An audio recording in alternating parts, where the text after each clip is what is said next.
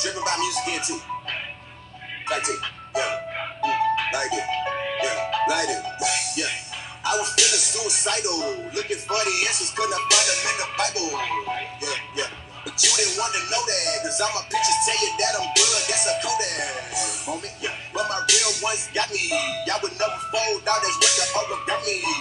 Yeah, yeah, yeah. Driven, that's the logo. I can tell you I will quit, but you already know though, man. You know though, man. You know though, man. You know what it is. I'm the only one bringing championships to the crib. Everybody else, you know, they trying to leave out the city, but I move back so I can take it over like Diddy. Building empires take time, that's why I'm patient for this. This might not make radio, cause there ain't no station for this. Green up make some people change up on you out of the blue. Damn, I thought you was my dog, I did not have a clue. Look, I know what these people want, so I just give them what they need and looking at it from your eyes and look it devastating. But I got so much work to do and I ain't got no time for you and looking at my future goals and it's so amazing. Like, man, yeah. And they gon' hate this one.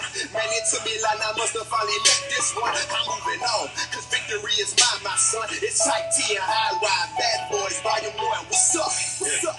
I was feeling suicidal, looking for the answers, couldn't find them in the Bible. Yeah, yeah.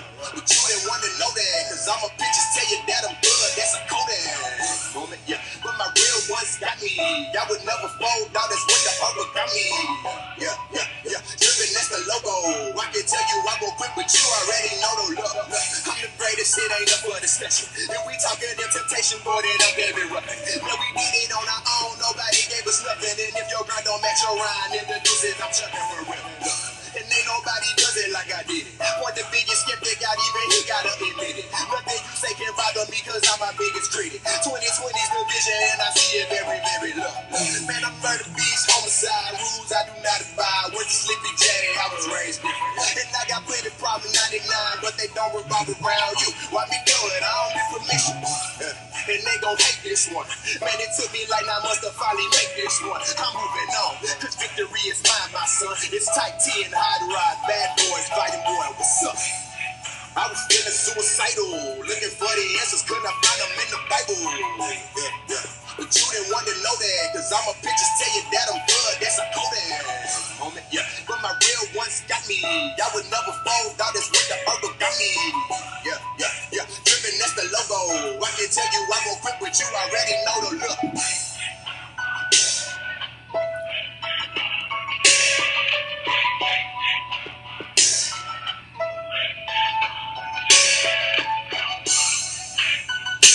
That I'm good, that's a Kodak. Oh, yeah.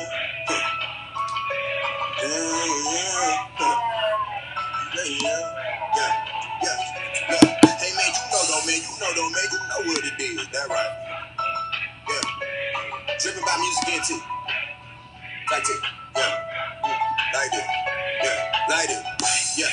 I was feeling suicidal, looking for the answers, couldn't find them in the Bible. Yeah, yeah. But you didn't want to know that, cause all my pictures tell you that I'm good, that's a Kodak moment, yeah. But my real ones got me, I would never fold out, that's what the other got me. Yeah, yeah, yeah. Driven, that's the logo. I can tell you I won't quit, but you already know though, man. You know though, man. You know though, man. You know what it is. I'm the only one bringing championships to the crib. Everybody else, you know, they trying to leave out the city, but I move back so I can take it over like Diddy. Building empires take time, that's why I'm patient for this. This might not make radio, cause there ain't no station for this. Green up make some people change up on you out of the blue. Damn, I thought you was my dog, I did not have a clue. Look, I know what these people want, so I just give them what they need and looking at it from your eyes and look it devastating. But I got so much work to do and I ain't got no time for you and looking at my future goals and it's so amazing. Like, man, yeah. And they gon' hate this one.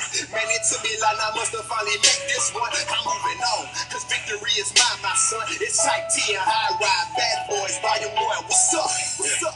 I was feeling suicidal, looking for the answers, couldn't find them in the Bible. Yeah, yeah. But you didn't want to know that, cause all my pictures tell you that I'm good, that's a Kodak moment, yeah. But my real ones got me, I would never fold out, that's what the other got me.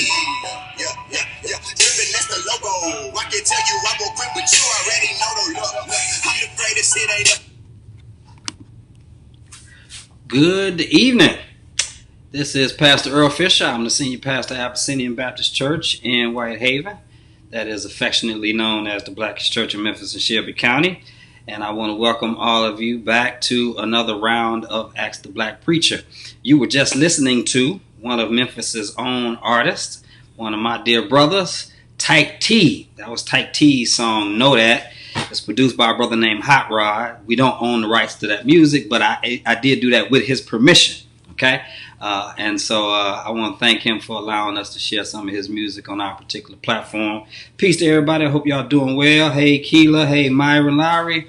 Hey, Pastor Charles Elliott. Peace, everybody. Do me a big favor. Go ahead and share this and prepare your questions so we can have some wonderful and righteous dialogue.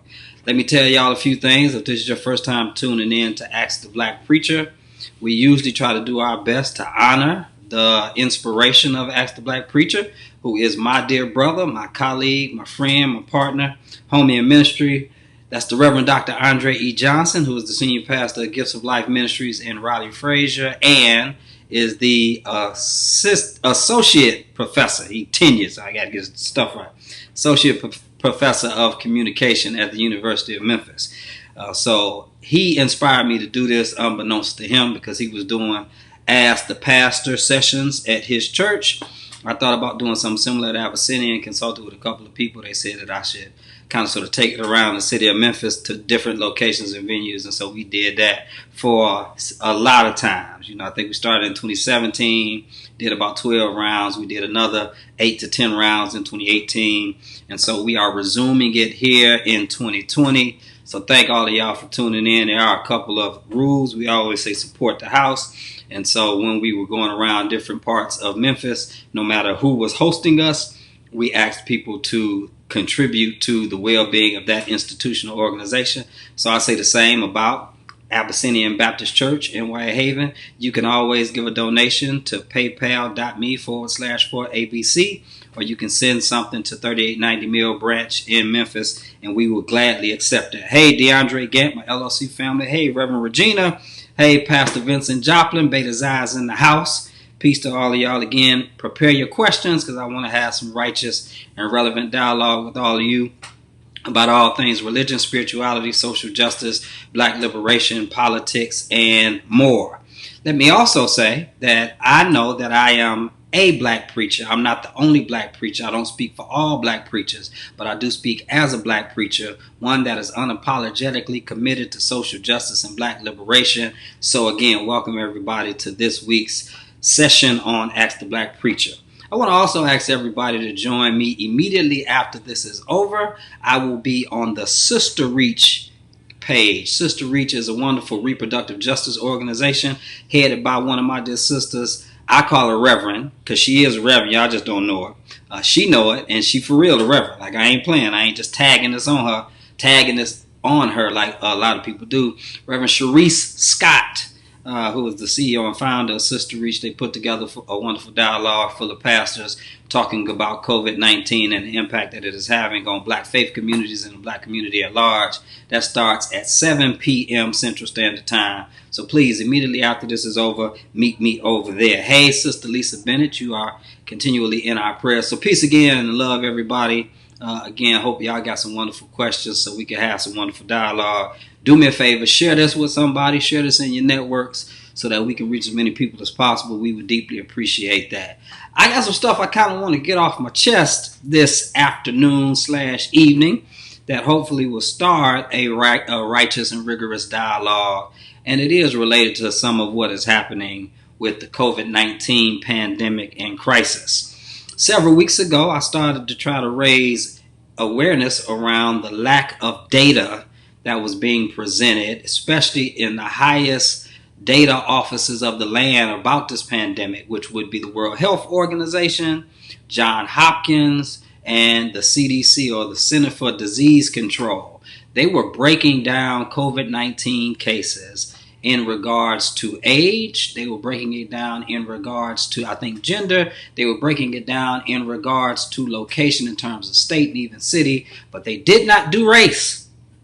And so I already signaled that that would be a problem, because if we need to get medical and economic resources to the places where the people are most disproportionately impacted or most negatively impacted or most vulnerable, we would have to know exactly where that was. And the way that our society is set up, the way that our country is set up, the way most, if not all, of our systems and institutions and structures are set up, they push black people to the margins. Black people are rarely, if ever, centered or privileged when you start talking about social issues. So then when people like me start talking about racial issues and trying to make them front and center, then we get called radicals or rabble rousers or agitators or race baiters, so on and so forth.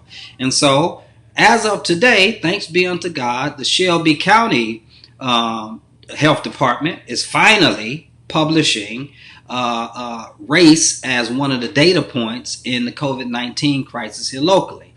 If you've been following the story around the country, more recently, national outlets have started to pick up on the impact that COVID-19 is having in communities of color, especially like Milwaukee and Chicago and Detroit. And so Memphis definitely will fall in line with those particular cities. And what you are seeing is that COVID-19, true to form, is disproportionately impacting communities of color, especially black communities, type black communities. Let me tell you why I'm saying that.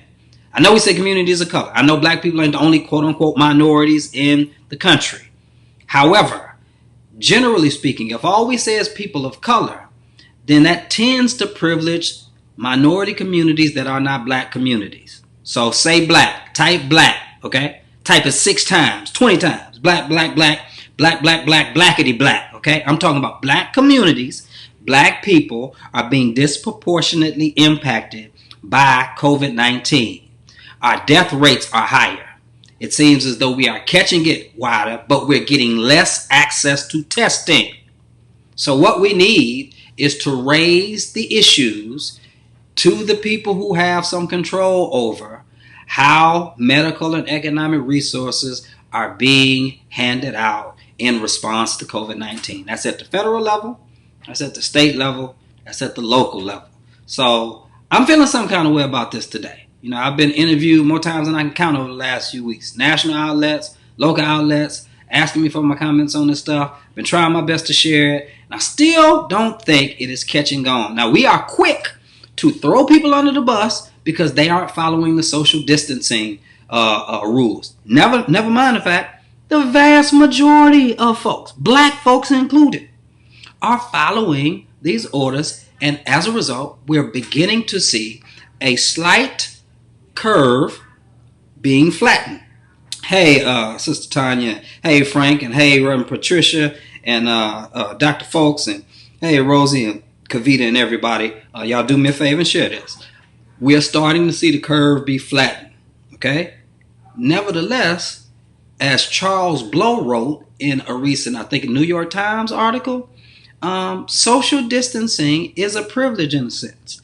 Because some of us don't have the same luxuries as everybody else. So for black people, I posted this yesterday. Bunch of people liked it. Bunch of people shared it. I appreciate it. And not because, because I think it's true. And that's this. Too many black people have to choose between going to work and risking infection or staying at home and risking eviction. I'm going to say that again. Too many black folks are left with the choices of going to work and risking infection. They can't get access to the proper protection equipment, PPEs, which I think not proper protection equipment. I think might be professional protection equipment or something along those lines. Oftentimes we don't have the same ability to travel independently in some of these major cities like Chicago and Milwaukee and Baltimore that they have on the radar now. Detroit, they have to take public transit. So now you are in closer proximity to people who may be contagious and may have the virus, right? So we are risking infection by going to work, but we got to go because if we don't go to work, tell me more about that, Brother Kyle. And hey, good to see you too. Tell me more about your dad being a city bus driver, like where and stuff like that. If he said anything that may have resonated with you at all. But I'm saying that we either choose to go to work and risk being infected, We the ones stocking the shelves at the grocery stores. We the ones doing a lot of the legwork in the factories, trying to help produce the materials that would ultimately meet the needs of some of the folks in the community. I'm trying to say it, Sister Eda. We are the ones that are considered essential and on the front lines. But you either you either go to work and risk being infected, or you try to stay at home and risk being evicted. So since black people, type it again, say black people. I don't know if I seen a lot of y'all type black people last time. Hope y'all ain't scared to say black in public. And I'm coming around the corner in just a second on that too. We are, stuck with either going to work and risking infection, or staying at home and risking eviction, because we don't just have a curve of infection for COVID-19. We have a curve of racial and economic injustice and inequity. That's a curve we have to flatten too. But you don't hear a lot of people talking about that. And so now they are saying, thank you for typing. Okay, I see a couple of y'all. Thank you, Kavita, for typing black people. Thank you, Reverend Robinson, for typing black people. I think the rest of y'all scared. If you're scared, say you're scared. You don't ask the black preacher. You ain't supposed to be scared. Say, thank you, Sister Mary. Say black people. Right? These health disparities that people are talking about, because now doctors and medical professionals are starting to comment on the reality that black people are dying at higher rates than others. Well, part of what they're using to not justify, but explain why black people are dying higher. Hey, Rodney, and hey, Ursula, y'all share this for me. Hey, Jacqueline, thank you for some more y'all typing black people. I appreciate that. The reason that their explanation for black people dying at a higher rate is that we have, tell me if this sounds familiar, pre-existing conditions. Yes, we do suffer more from heart hypertension or high blood pressure and diabetes and sickle cell and lupus. But what they won't say, Brother Courtney, what they won't say, Sister Jackie, is that part of the reason we suffer that way is not because we're some innately unhealthy, ignorant, and evil, immoral people. It's because our communities are in the middle of food deserts. Hello? That's an economic injustice. It's because we are more likely to live in neighborhoods that have toxins in the air. When they get ready to build these dump sites and all of this other stuff, they don't go out into the suburbs and do it. They try to go to the black communities and do it. Waste facilities, all this other stuff. So these factories that may be giving off these gases and stuff like that, these are more likely to be in black neighborhoods. This is part of what contributes to the health disparity. But they won't say that, right? What they will say is that we're dying at a higher rate from COVID-19 because of these other pre-existing conditions. They also don't say that a lot of these pre-existing conditions exist in the South because people are poorer and do not have adequate access to health care. In the state of Tennessee, the Medicaid expansion program was denied for years. It still has been denied. You know why? Because they didn't want to embrace anything that was attached to the first black president. So now the state of Tennessee has a health crisis on its hands, in part because people don't have access to adequate health care, in part because people can't get livable wages, and we won't raise the minimum wage in the state, so it defaults to the federal rate, which is $7.25 per hour. Can't nobody live off that. Can't nobody afford health care off that. And so now we don't have access to health care. We don't have access to livable wage jobs. We end up in poverty in neighborhoods that are disproportionately subject to toxins, food deserts, and other disparities. And now you say, yeah, the reason that they died is because, y'all understand what I'm saying? Yes, Sister Patricia, Reverend Pat, more comorbidities is what they call it. Limited access to health care, caring for black people, environmental injustice. Thank you. Hey, Fred, hey, Aaron Cooper. Let me read for y'all, and again, I hope y'all get y'all questions together. I know I'm venting a little bit, trying to get some of this out, because I've said it on several news outlets again, but certain people, especially certain people locally, and I think I'm going to have to say something about some preachers in a second, just don't, they act like, or they just don't seem to want to hear it. Hey, Frog, what's up, Jane? Kyle said something about his dad, I think he said, is a city bus driver. So Kyle says that he is in Chicago. He says he's probably had COVID-19 already. They actually just released an article about this. Kyle, tell me if you've seen this. Where they basically said something along the lines of, you remember that cold that you had in December? It might have been COVID-19.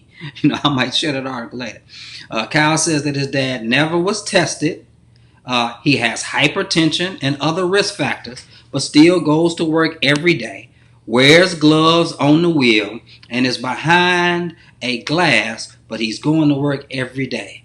In part, tell me if I'm wrong, Kyle, or tell me if I'm preaching good right here, because his father has to either go to work and risk infection or stay at home and risk eviction. While I'm on the eviction thing, what's up, Dr. Fruit Trail? Hey, Dr. Darren Elsie. While I'm on eviction things, weeks ago, I said, hey, what we would need is a mortgage freeze or a rent freeze. You want people to fully embrace social distancing, to stay at home as much as possible, then make it easier for us, because we can't go to work. If we can't go to work, how you going to pay your bills? And so what the response has been locally, and probably is true across the country, I think I see New York grappling with this too, maybe California grappling with this too, is that they want to do an eviction freeze. Sounds good on the surface, right? It sounds cool. Hey, they not going to put you out your house yet or your apartment yet. Well, if you don't freeze the rent or the mortgage, if I owe $600 this month, but I don't get evicted, I can't pay it because I ain't going to work, then I got 2 more months. That means if I couldn't pay the $600, what the hell makes you think I'm going to be able to pay the $1,800 at the end of 3 months? So you have to freeze the mortgage. But you know why folks want to freeze the mortgage? Because too many of our elected officials across the board, black and white, are in bed with special interest groups and corporations that are making money off of high rent. So for the people in Memphis and Shelby County, here's what I want us to do. Here's a project for us, okay? I need all of us who are staying home to watch your Memphis Light, Gas, and Water bill. I know that MLGNW, Memphis Light, Gas, and Robbery, as some people locally call it, has already said that they're not going to cut off anybody's utilities. Wonderful move. But the bills are still going to be piling up. Now, especially to my pastor friends, if you have not been in your church for the last few weeks, like I haven't at Abyssinia, watch your Memphis Light, Gas, and Water bill if you're in Memphis and Shelby County, or watch your light bill and your gas bill. See if it changes. I got a sneaky suspicion that when we get this bill at Abyssinian Baptist Church in Whitehaven, it's going to read like we've been in the building. And you're going to hear me and see me raise some more hell. Because at the end of the day, until we can flatten the curve of racial and economic inequity and injustice, we're going to keep seeing this stuff disproportionately impact poor people, working people, people of color, especially, say it with me, y'all, on the count of 3. 1, 2, 3. Black people. Dun, dun, dun. Black people. Black people. Black people. Until we can center and focus on black people and what's happening to black people, we're going to keep repeating these same stupid, silly, evil, unholy cycles. So that's my rant for now. I ain't getting to the preacher part yet, but I probably will in a second. Sister Edith Hurst says Memphis is the distribution capital of the world, which means the majority of people who are helping package the stuff to be distributed are going to be low-paid workers who are usually going to come from black and brown communities, which are ultimately going to be, say it with me now, 1, 2, 3, black people, type black people. and share it wide. I hope everybody's timeline be flooded with a whole bunch of folks talking about black people. Okay, she said black people's backs. Yes, they need our backs. They need black people's back. Therein lies the need to continue education inequality, equity. Yes, ma'am. Amen. Amen. So, Sister Crystal, thank you. I think that's the article. No, that's not the article that I mentioned earlier about if you got sick in December. It very well could have been the coronavirus. But Sister Crystal has and Crystal, I think you're out of Baltimore, if I'm not mistaken, highlighted a article from USA Today about black people dying in major cities, so on and so forth.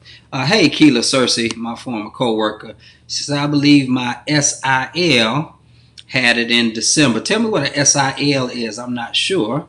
Sister-in-law. That must be sister-in-law. If I'm not mistaken, then sister-in-law. If I'm right, just thumbs up. If I'm wrong, then correct me. Was sick for 3 weeks, tested negative for the flu. She probably did have it too.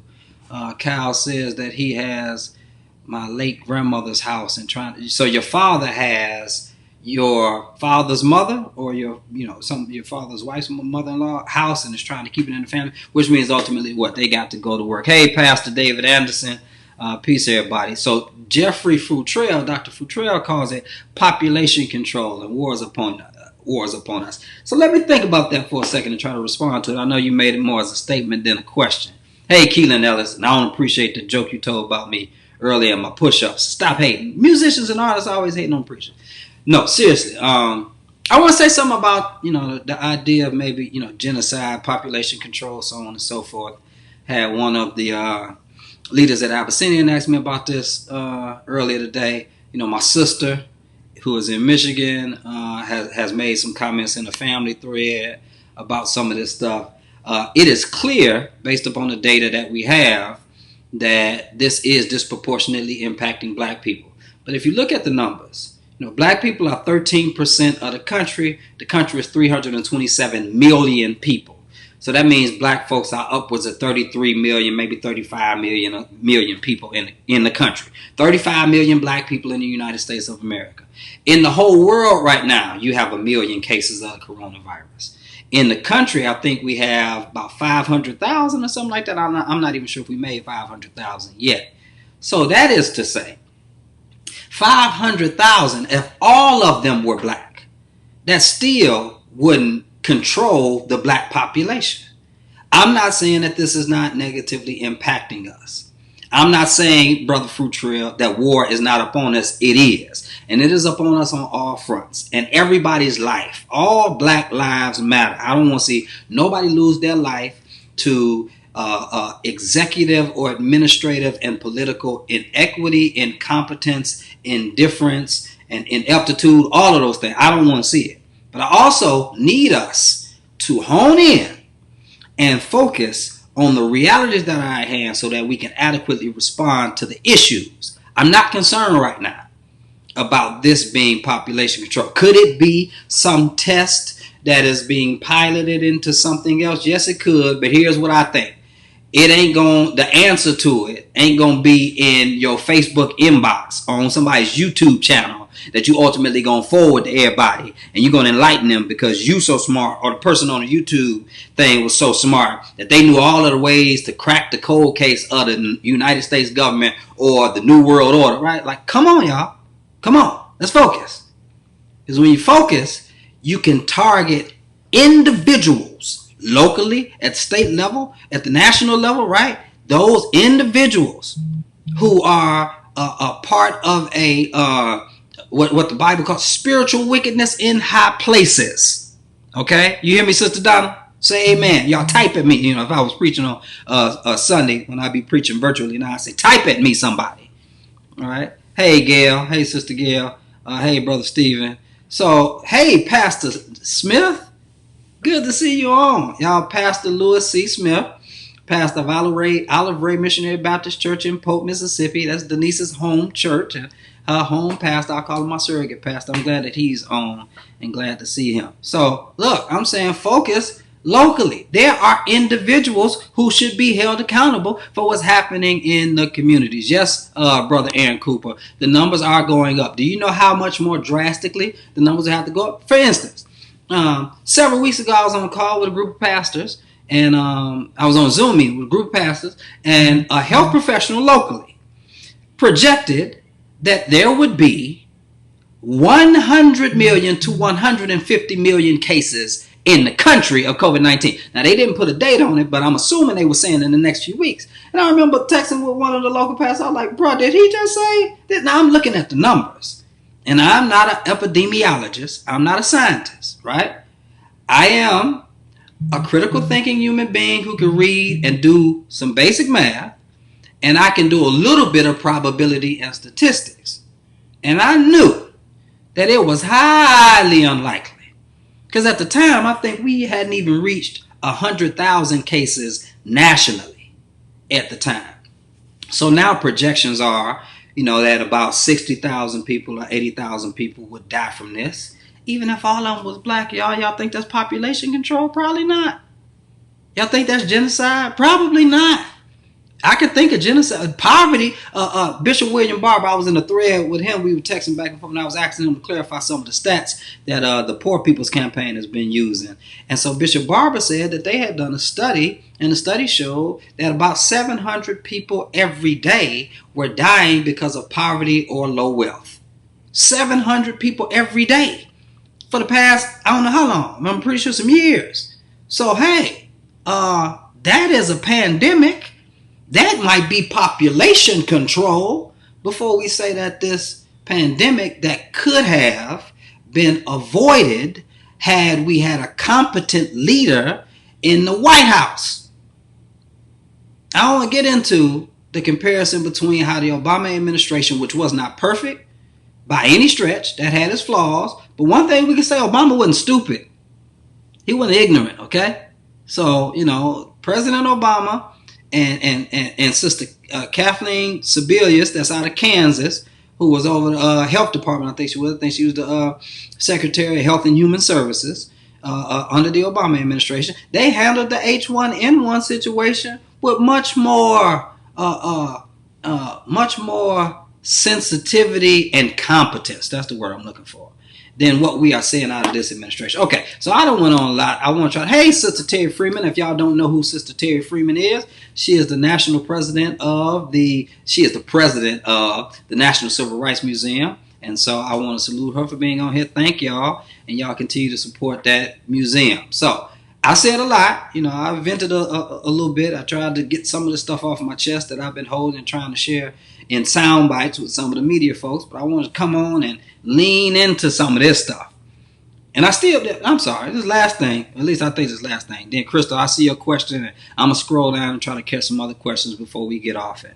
Hey, Stephanie Myers-Lewis, and hey, Reginald Tuggle, and just hey, everybody. My cousin, DeJuan Dawkins, is on. Peace, y'all. I hope y'all will share this for me again, because, we want to try to reach as many people as we can in discussion and dialogue. And y'all know I'll do my best to go back and check with the comments and all of that other stuff. But I was going to say, preachers and pastors, in this moment of pandemic, in this moment of crisis, it's time out for some of these shenanigans.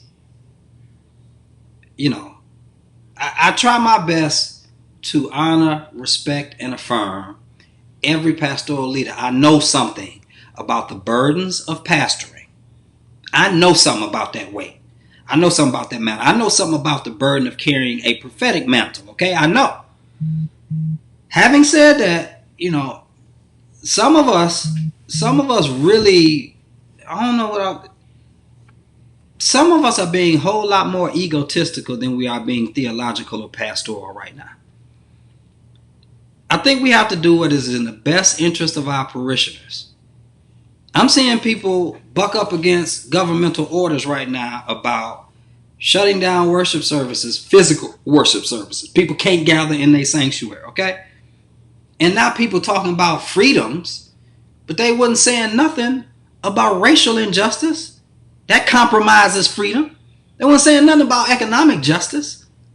That compromises freedom. Now y'all care about freedom? Because you think your little religious freedom is being tampered with? I'm sick of it. And, I ain't the type to promote this whole, cut off theology, that sort of stuff. Like, your enemies, your footstools, all this stuff. Like, look, I know that that's what the scriptures say. I just try to be the best person I can be and let the chips fall where they may. People gravitate to you sometime when, they support you or they support what you're after. And then sometimes when they don't, then they just don't, right? And so like Malcolm said, I'm for truth no matter who's speaking it. I'm for justice no matter who's against it. But here's why I am not. Some of y'all pastors are playing too much with people's lives. Now, I ain't got time to be rolling with or accommodating some of this pastoral stupidity, man. And I'm not talking about people who are doing the best they can with what they have. Okay, I know something about that. I'm talking about people who know better and are trying to do these maneuvers because they think that being in close proximity to people in power is somehow a stone in your cap of pastoral leadership. I don't care. Nathan was not considered a prophet simply because he was in close proximity to David. He's not a prophet simply because he told David some fancy story. Okay? He's considered a prophet because he was willing to tell David, thou art the man. So I don't care how close you are to some of these elected officials in the highest offices in the land. I don't care. I don't care if Trump invites you to the prayer breakfast. Okay? If you can't get that fool to be accountable, if you can't get him to leverage his seat of power in a way that helps the people that are most vulnerable, including the folk in your congregation, I'm so over some of you Negroes. I'm over it. I'm over it. I'm over clergy competition. I'm over foolishness, man. People like somebody, I think Donna, it was just you that just said the people's lives are at stake, man. And I ain't got time. Don't invite me. Okay? Don't text me. Don't call me. I don't care. I got a charge to keep. I have a God to glorify. Let me wait till Sunday to preach my little Easter speech. Okay, all right, so I'm done on that. But thank y'all. So I vented a little bit, but I had to say what I had to say. And thank you to all y'all who are typing black people. Matter of fact, just one more time, everybody just put black people in the thread one more time. Ain't it in the book, Kyle? It's in the book. It is in the book if you read it. So I want to take a couple of these questions that are here. Frank, ain't nobody hating for real. I'm just talking about what I'm talking about. Whose question did I see? Crystal, I know you had a question. Lisa, I'm tired of the folks in the videos too. Like, that's going to stop the plague.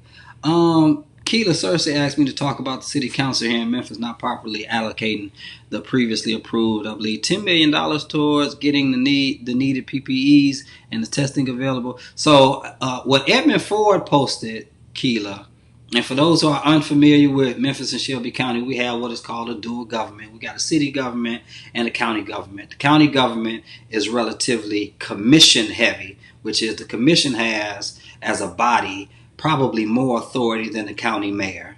But the city is more mayor heavy. So the mayor has more authority than the city council, generally speaking. And so as I understand it, based upon what County Commissioner Edmund Ford Jr. posted yesterday, was that the county commission ended up in a stalemate, a 6-6 vote, because they couldn't agree on some point. I'm not sure. I asked my dear sister, County Commissioner Tammy Sawyer, to comment on this a little bit further, maybe in the thread or at some point, maybe on some of her posts. I think she was talking about commenting on it.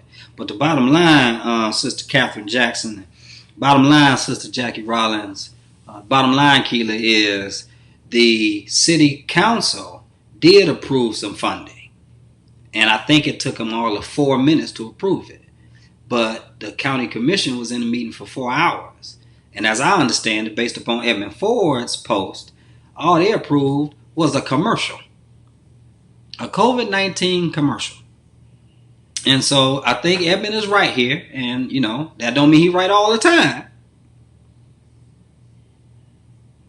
But I think he's right here when he says people need to be held accountable for their votes and what decisions that they made while they were in office. That's all we're saying is accountability. He's right there. I agree. And so if you have a county commissioner and you figure out that they voted against appropriating the money to help the people in need, because my thing is we need to get the medical and the economic resources where they need to be the most, which is in these poor black communities like Fraser and Hickory Hill and Binghamton and South Memphis and North Memphis, right? This is going to be the places where you see people disproportionately impacted. So I'm just saying at the end of the day,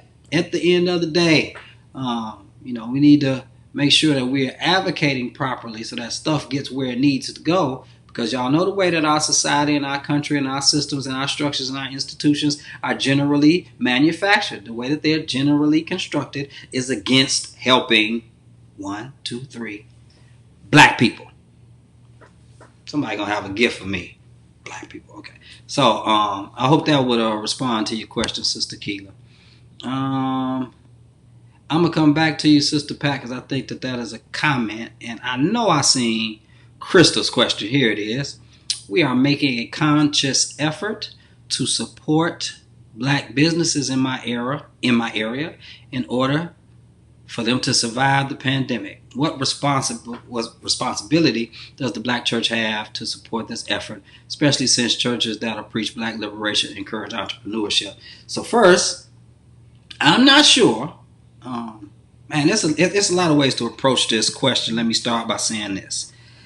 I'm not necessarily sure that there are enough churches that are preaching black liberation to be counted as even a percentage. There are 4,000 churches in the city of Memphis.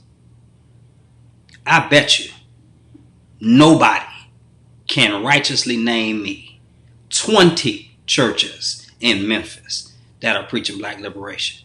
I put to you like this. Abyssinian has been deemed the blackest church in Memphis and Shelby County, and nobody has fought us for the title.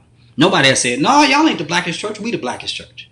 I think it's important, Sister Crystal, to put a pivot point on the idea of black liberation churches encouraging entrepreneurship. I do think that there are a lot of black churches that talk about black entrepreneurship because we think that type of economic self-determination could be, or probably for most of them would say, should be the way out of our racial or economic inequity. So I'm not so sure about that being the answer. Nevertheless, I do value black entrepreneurship, and I do think that we have a responsibility to support black businesses. Now, first and foremost, I think it's important to note that the black church is, in most instances, a small black business. I think the way that the SBA has it defined right now, you are a small business if you got less than 500 employees, not 500 members. 500 employees. How many black churches do you think have more than 500 employees? Maybe the largest black church is T.D. Jakes. I'm inclined to believe he don't got 500 employees working for the Potter's House. He might. I don't know. I'm saying so. Black churches, by and large, are black businesses. First and foremost, we have to figure out what we can do to sustain ourselves. But I do think it is a concerted communal effort. One of the things I did, Sister Crystal, and I did this as an independent citizen in a sense, but I'm a pastor Abyssinian, so some of this is always going to be reflected in my broader pastoral thrust and concern. I said to our people who I got relationship with, look, one of the things we could do in this downtime is if you have expendable income and you're going to buy food when you go out to eat, buy black. Go to breakfast at a local black-owned spot, and get your carry-out. Don't go to IHOP. Don't go to Waffle House. Don't go to Cracker Barrel. Black folks, while you're getting your breakfast, don't go to Cracker Barrel. Now, I do know, similar to what I said earlier, that transportation issues and stuff like that. I understand sometimes that's just the closest place to you. That's where you need to go. I get it. But for those of us who have an option, we should do what we can to support black businesses, which means, among other things, buy black. At the same time, where it is possible, Sister Crystal, for folks to pool resources, to share information, to advocate the governmental entities, like I've been trying to do, to make sure that the adequate amount of funding is given to small black businesses first, because I think 80% of the workforce don't work for major corporations. They work for small black businesses. So for me, black liberation means embracing every meaningful measure of resistance against white supremacist capitalism, patriarchy, so on and so forth. So that means that one of the things we have to do is make sure that we are partnered together as much as possible and pooling our resources as much as possible. That also means we need to make sure that our people are not being double taxed, meaning we're going to pay taxes to the city and to the county or to the federal government, but we still going to have to fund our own stuff on our own. No, that's called double taxation. So I hope that we can find ways to partner together, Sister Crystal, and I hope that that helps to answer your question. Peace Jarvis, how you doing? I'm not sure what your question is, or is it about the money is your question? I'm not sure what that's pertaining to, but I'm pretty sure the answer is yes. No matter what it is, in this capitalistic society, you always have to follow the money. Or as Stephanie Myers Lewis says, capitalism's spirit is on full display even in the pulpit. And I think she is absolutely right. I thought I saw another question. Sister Patricia Robinson says, well, you know, it is about money and power. It's one thing to oppress people who don't look like you, but it's a whole nother different narrative when they look like we do. Yes, you are absolutely right, dear Sister Preacher. I thought I seen another question or comment. Kyle Stevenson asked, what do I think about Eddie Glaude's argument about voting down ballot? So I'm not sure what that argument is. I can make an assessment based upon what I think it is. You can correct me if I'm wrong. And so in all likelihood, Glaude, who has been doing some wonderful interrogation of not only the political landscape and the democratic process itself, but especially the Democratic Party and what it means for black folks. He got a wonderful book out called Democracy in Black. I think folks should check out. And so his argument might be in light of no true progressive candidate being in office right now. I don't know if he would be saying don't vote. I doubt if he would say don't vote for the president. But I think he's probably going to be trying to emphasize the importance of voting down the ballot, which is to say, even if Biden gets in, if we don't have a Senate and a House that can support some of the progressive initiatives that we probably can pressure Biden into, we'll still end up in trouble. And so I think, you think he was talking about, Sister Pat, you think he was talking about black preachers and pastors? Well, help clarify for me. I don't want to mess up the question, Kyle, but you know, if voting down ballot is what I think it is, it's similar to what Up to Vote 901 has been trying to push. So many of you may not have seen Up to Vote 901 out as much quite yet with regards to the national election or the federal election. Well, in large part, that's because we understand all politics to be local. And that means we need to build a base locally. So we were much more aggressive in the municipal elections. We'll be much more aggressive in the county elections than we are the federal election, because we need a base to build from.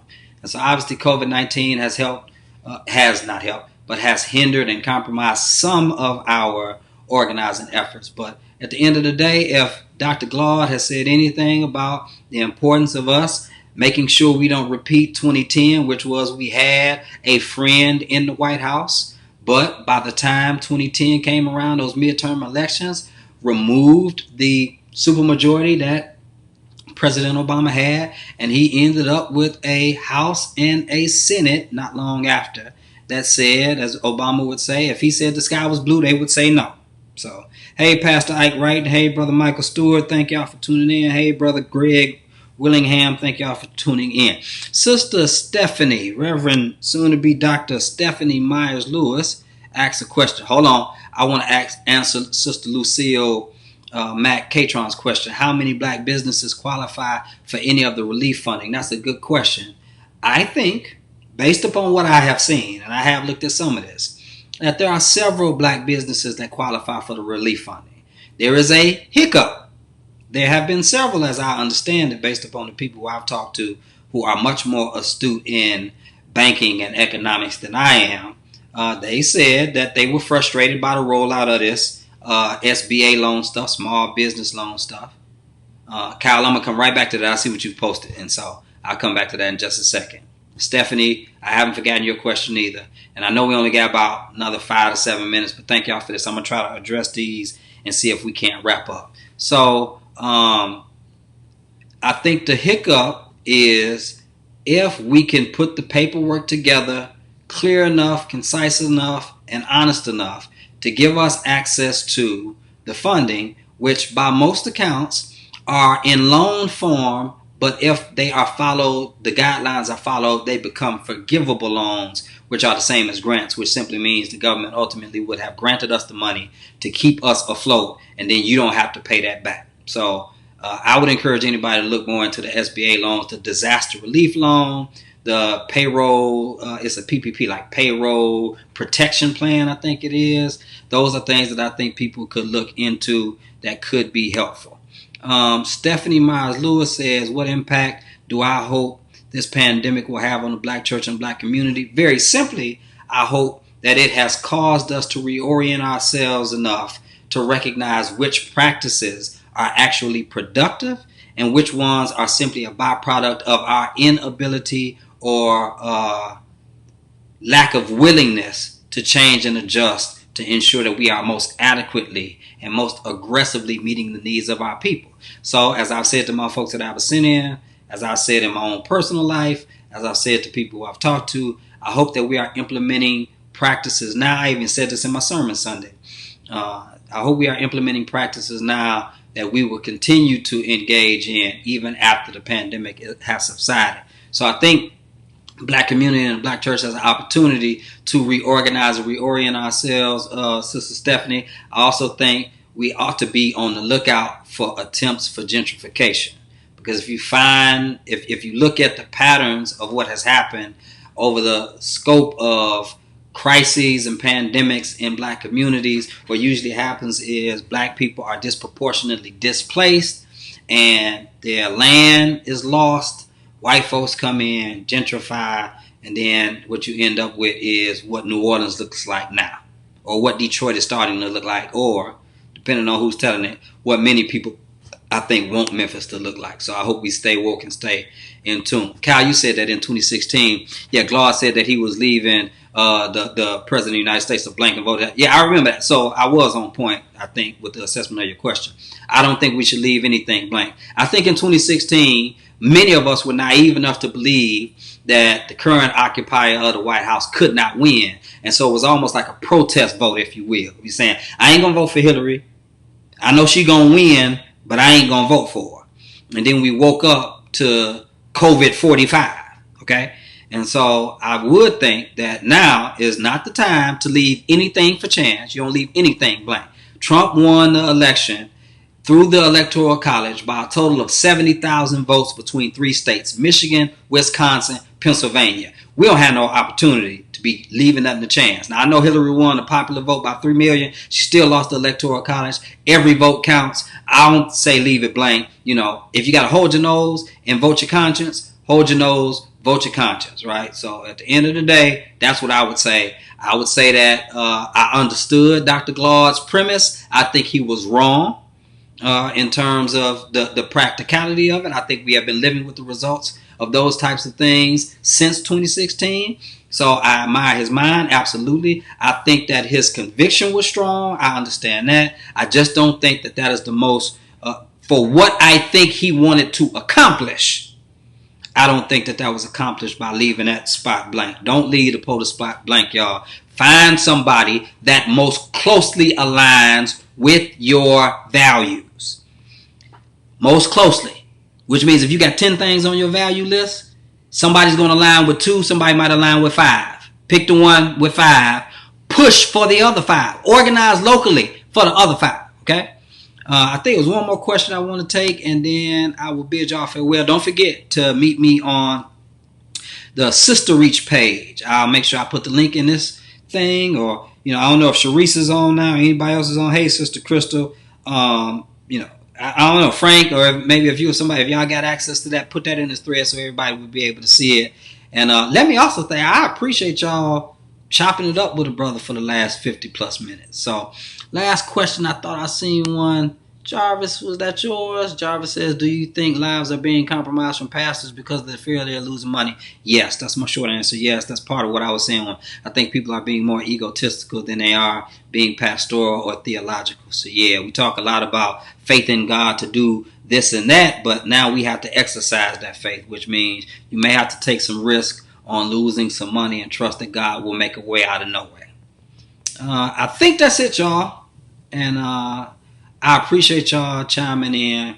We'll be back again next Wednesday. I want to try to set something up whereby you can actually start submitting the questions early, and then when I come on, I can just start addressing them and we can finish in dialogue. But I appreciate your level of engagement, all of the comments, all of the questions. Again, I hope you will share this. If you haven't shared it yet, please share it. Share it in every group that you're in. Share it with all of your people. If you felt like something was said and shared that helped you, gave you some insight, don't hesitate to appreciate this platform, and the Ask Black Preacher segments will be coming back again. LaKendrick, for the sake of time, to get to where I need to be at 7 o'clock, Donna, I love being black too. I'm going to respond to LaKendrick. I'm going to respond to your question offline, so not on this thing. Let me, before I sign off, make sure I invite everybody to check out Abyssinian Missionary Baptist Church this Sunday at 10 a.m. for our virtual church broadcast on Facebook Live on this exact same channel. This is Resurrection Sunday weekend. Let me make this announcement here so that y'all would know. Abyssinia is going to be doing some wonderful things. You'll see a flyer coming up soon and very soon.